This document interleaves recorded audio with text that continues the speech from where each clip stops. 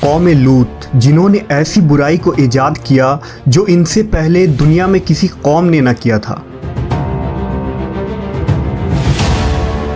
ایسی بدکاری جس کی مثال تاریخ میں کہیں نہیں ملتی۔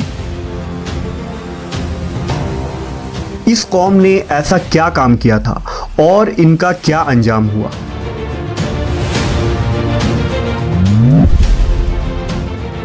حضرت لوط علیہ السلام اللہ کے ایک برگزیدہ نبی تھے۔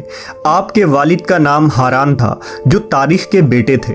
آپ کی پیدائش عراق کے قدیم شہر اور میں ہوئی تھی۔ اس شہر میں ابراہیم علیہ السلام کا مسکن تھا۔ دراصل لوط علیہ السلام کے والد ہاران حضرت ابراہیم کے سگے بھائی تھے، یعنی حضرت لوط علیہ السلام حضرت ابراہیم کے بھتیجے تھے۔ چونکہ حضرت لوط علیہ السلام کے والد ان کے بچپن میں ہی انتقال کر چکے تھے، لہذا حضرت لوط کو حضرت ابراہیم نے بیٹا بنا کر پالا تھا۔ آپ حضرت ابراہیم پر سب سے پہلے ایمان لانے والوں میں شامل ہیں۔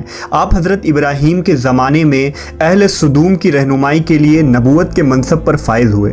حضرت لوط کے بہت سارے معجزات ہیں۔ آپ جس وقت بارش کے لیے دعا کرتے تھے تو آسمان بادلوں سے بھر جاتا اور خوب بارش ہوتی تھی۔ حضرت لوط جس پتھر پر سر رکھ کر سوتے، اس پتھر پر آپ کے سر مبارک کا نشان بن جاتا تھا۔ سدوم وہ علاقہ تھا جہاں لوط علیہ السلام مبعوث فرمائے گئے۔ سدوم کے آس پاس 5 نہایت ہی خوبصورت شہر آباد تھے، جن میں سے ہر ایک کی آبادی 1 لاکھ نفوس سے زیادہ ہی تھی۔ یہ علاقے نہایت ہی سرسبز و شاداب اور قدرت کی فیاضی کا حسین شاہکار تھا۔ یہاں باغات کی کثرت تھی، لہلہاتی کھیتیاں یہاں کی ضروریات سے کہیں زیادہ تھی۔ اردن، شام اور اسرائیل کے درمیان بسا ہوا یہ علاقہ نہایت ہی زرخیز تھا۔ وہاں طرح طرح کے اناج، پھل، میوے بکثرت پیدا ہوتے تھے، اور یہی وجہ تھی کہ آس پاس کے بستیوں کے لوگ بھی اپنی معاشی اور غذائی ضرورت کے لیے ان بستیوں کی طرف آتے تھے۔ مگر یہ بات اہل سدوم کے لوگوں کو بالکل بھی پسند نہ تھی۔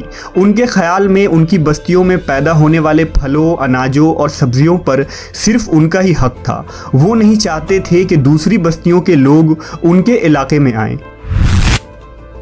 ایک دن سدوم کے لوگ اس بات پر غور و فکر کر رہے تھے کہ باہر سے آنے والے لوگوں کو یہاں آنے سے آخر کیسے روکا جائے، کہ ابلیس ایک بزرگ کی شکل میں ان کے محفل میں آیا اور کہا، اگر تم ان سے پیچھا چھڑانا چاہتے ہو تو میرے کہنے پر عمل کرو۔ اس اجنبی بزرگ کی بات لوگوں نے بہت توجہ سے سنی۔ ابلیس نے کہا، میں کل بتاؤں گا۔ دوسرے دن ابلیس ایک خوبصورت جوان لڑکے کی بھیس میں آیا اور انہیں اپنی عورتوں کے بجائے مردوں کے ساتھ فعل بد کرنا سکھایا۔ ابلیس نے کہا کہ اگر تم ان بستیوں کے لوگوں سے نجات چاہتے ہو جو تمہاری بستی میں آ جاتے ہیں تو ایسا کرو کہ جب بھی کوئی شخص تمہارے علاقے میں آئے تو تم لوگ زبردستی اس کے ساتھ اپنی خواہش پوری کرو۔ اس طرح یہ لوگ اس بستی میں آنا چھوڑ دیں گے۔ اپنی نفسانی خواہشات کے لیے مردوں سے بدفعلی اس قوم کا دستور بن گیا تھا۔ یہاں بے حیائی عام ہو گئی تھی۔ حکمراں، سردار، رؤسا، ہر طبقے میں گھر گھر یہ عمل پھیل گئی تھی۔ بھری محفل میں یہ لوگ اس فحاشی کے کام کو کر کے خوش ہوتے تھے۔ کوئی بھی محفل اس کام کے بغیر ادھوری سمجھی جاتی تھی۔ خاص کر مسافروں میں سے کوئی خوبصورت لڑکا ہوتا تو یہ لوگ اسے اپنا شکار بنا لیتے۔ تلمود میں لکھا ہے کہ اہل سدوم اپنی روزمرہ کی زندگی میں سخت ظالم، دھوکے باز اور بد معاملہ تھے۔ کوئی مسافر ان کے علاقے سے بخیریت نہ گزر سکتا تھا۔ کوئی غریب ان کی بستیوں سے روٹی کا ایک ٹکڑا نہ پا سکتا تھا۔ بارہا ایسا ہوتا تھا کہ باہر کا آدمی ان کے علاقے میں پہنچ کر فاقوں سے مر جاتا اور یہ اس کے کپڑے اتار کر اس کی لاش کو برہنہ دفن کر دیتے۔ اپنی وادی کو انہوں نے ایک باغ بنا رکھا تھا جس کا سلسلہ میلوں تک پھیلا ہوا تھا۔ اس باغ میں وہ انتہائی بے حیائی کے ساتھ اعلانیہ بدکاریاں کرتے تھے۔ حضرت لوط علیہ السلام نے انہیں توحید کی دعوت دی اور بدکاری کے اس گھنونے عمل سے توبہ کرنے کا حکم دیا۔ حضرت لوط نے کہا، تم بے حیائی کیوں کرتے ہو؟ کیا تم عورتوں کو چھوڑ کر لذت حاصل کرنے کے لیے مرد کی طرف مائل ہوتے ہو؟ حقیقت یہ ہے کہ تم احمق لوگ ہو۔ حضرت لوط اہل سدوم کو دن رات واعظ و نصیحت کیا کرتے، لیکن قوم پر اس کا کوئی اثر نہ ہوا، بلکہ وہ بہت فخریہ انداز میں یہ کام کرتے تھے۔ انہیں حضرت لوط کا سمجھانا بھی برا لگتا تھا، لہٰذا انہوں نے صاف صاف کہہ دیا کہ اگر تم ہمیں اسی طرح برا کہتے رہے اور ہمارے کاموں میں مداخلت کرتے رہے تو ہم تمہیں اپنے شہر سے نکال دیں گے۔ حضرت لوط نے نصیحت و تبلیغ کا سلسلہ جاری رکھا، لہٰذا ایک دن اہل سدوم نے خود ہی عذاب الہی کا مطالبہ کر دیا۔ اللہ تعالیٰ نے اب تک ان کے اس بدترین فحاشی اور بدکاری کے باوجود ڈھیل دے رکھی تھی، لیکن جب انہوں نے حضرت لوط سے ایک دن کہا کہ اگر تم سچے ہو تو ہم پر عذاب لے آؤ، لہٰذا ان پر عذاب الہی کا فیصلہ ہو گیا۔ اللہ نے اپنے خاص فرشتوں کو دنیا کی طرف روانہ کر دیا۔ یہ فرشتے دراصل حضرت جبرائیل، میکائیل اور اسرافیل علیہ السلام تھے۔ پھر یہ فرشتے حضرت لوط علیہ السلام کے گھر تشریف لے آئے۔ حضرت لوط نے جب ان خوبصورت نوعمر لڑکوں کو دیکھا تو سخت گھبراہٹ اور پریشانی میں مبتلا ہو گئے۔ انہیں یہ خطرہ محسوس ہوا کہ اگر ان کے قوم کے لوگوں نے انہیں دیکھ لیا تو نہ جانے وہ ان کے ساتھ کیا سلوک کریں گے۔ حضرت لوط کی بیوی کا نام وائلہ تھا، اس نے آپ پر ایمان نہ لایا تھا اور وہ دراصل منافقہ تھی، وہ کافروں کے ساتھ تھی، لہٰذا اس نے جا کر اہل سدوم کو یہ خبر دے دی کہ لوط کے گھر نوجوان لڑکے مہمان ٹھہرے ہوئے ہیں۔ یہ سن کر بستی والے دوڑتے ہوئے حضرت لوط کے گھر پہنچے۔ حضرت لوط نے کہا، اے قوم، یہ جو میری قوم کی لڑکیاں ہیں یہ تمہارے لیے جائز اور پاک ہیں۔ اللہ سے ڈرو اور مجھے میرے مہمانوں کے سامنے رسوا نہ کرو۔ کیا تم میں سے کوئی بھی شائستہ آدمی نہیں؟ حضرت لوط کی بات سن کر وہ لوگ بولے، تم بخوبی واقف ہو کہ ہمیں تمہاری بیٹیوں سے کوئی حاجت نہیں، اور جو ہماری اصل چاہت ہے اس سے تم بخوبی واقف ہو۔ قوم لوط کے اس بے شرمانہ جواب سے اندازہ لگایا جا سکتا ہے کہ وہ فعل بد میں کس حد تک مبتلا ہو چکے تھے۔ جب حضرت لوط علیہ السلام کی قوم ان کے گھر کی طرف دوڑتی ہوئی آئی تو حضرت لوط نے گھر کے دروازے بند کر دیے اور ان نوجوانوں کو ایک کمرے میں چھپا دیا۔ اس بدکار لوگوں نے آپ کے گھر کا گھیراؤ کیا ہوا تھا اور ان میں سے کچھ گھر کے دیوار پر بھی چڑھنے کی کوشش کر رہے تھے۔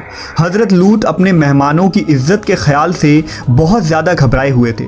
فرشتے یہ سب منظر دیکھ رہے تھے۔ جب انہوں نے حضرت لوط علیہ السلام کی بے بسی اور پریشانی کا یہ عالم دیکھا تو حقیقت سے پردہ اٹھاتے ہوئے یوں فرمایا، اے لوط، ہم تمہارے رب کے بھیجے ہوئے فرشتے ہیں، یہ لوگ ہرگز تم تک نہیں پہنچ سکیں گے۔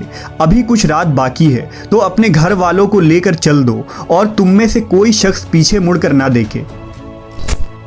اہل سدوم حضرت لوط کے گھر کا دروازہ توڑنے پر بضد تھے، لہٰذا حضرت جبرائیل علیہ السلام نے گھر سے باہر نکل کر اپنے پر کا ایک کونا انہیں مارا، جس سے ان سب کی آنکھوں کے ڈھیلے باہر نکل آئے اور بصارت زائل ہو گئی۔ یہ خاص عذاب ان لوگوں کو پہنچا جو حضرت لوط کے پاس بد نیتی سے آئے تھے۔ حضرت لوط علیہ السلام حقیقت حال جان کر مطمئن ہو گئے اور اپنے گھر والوں کے ساتھ رات ہی کو نکل کھڑے ہوئے۔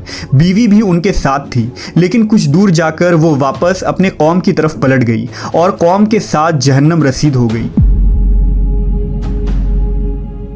صبح کا آغاز ہوا تو اللہ کے حکم سے حضرت جبرائیل نے بستی کو اپنے پر سے اکھاڑ دیا اور پھر اپنے بازو پر رکھ کر آسمان پر چڑھ گئے، یہاں تک کہ آسمان والوں نے بستی کے کتے کے بھونکنے اور مرغوں کے بولنے کی آوازیں سنی۔ پھر اس بستی کو زمین پر دے مارا، جس کے بعد ان پر پتھروں کی بارش ہوئی۔ ہر پتھر پر مرنے والوں کا نام لکھا ہوا تھا۔ جب یہ پتھر ان کو لگتے تو سر پاش پاش ہو جاتے۔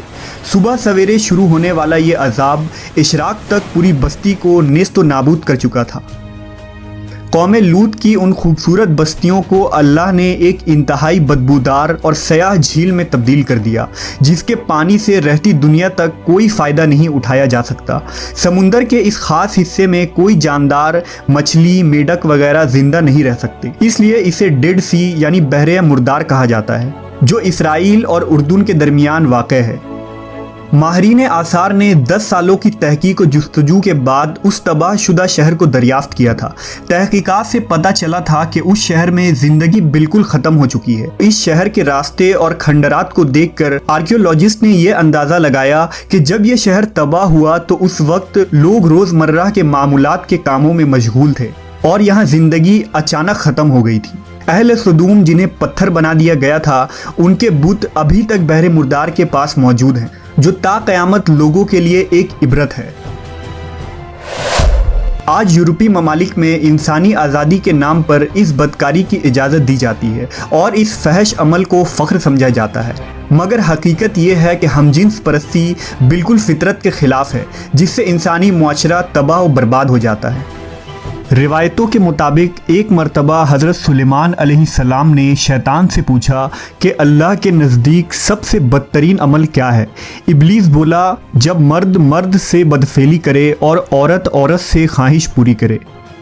حضرت ابن عباس سے روایت ہے کہ رسول اللہ صلی اللہ علیہ وسلم نے فرمایا کہ اس شخص پر اللہ پاک کی لعنت ہو جو قوم لوط والا عمل کرے۔